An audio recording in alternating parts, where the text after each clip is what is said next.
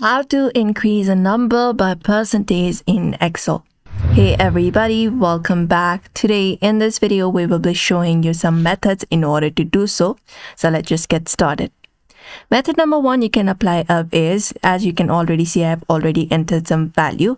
You can just go and type in is equal to right beside the value. Select up your value row. After that you can type in multiply and type in 110%. Make sure you ensure the percent sign and hit enter, and it should give you the value. After that you may select it, drag and drop like this, and it would give value for everything. If not, you can apply up another method as well.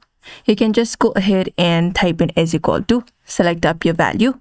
After that here type in multiply into 1.1 and hit enter, and it should give you the same value. You can just go ahead and increase the table for this one as well, and there you go.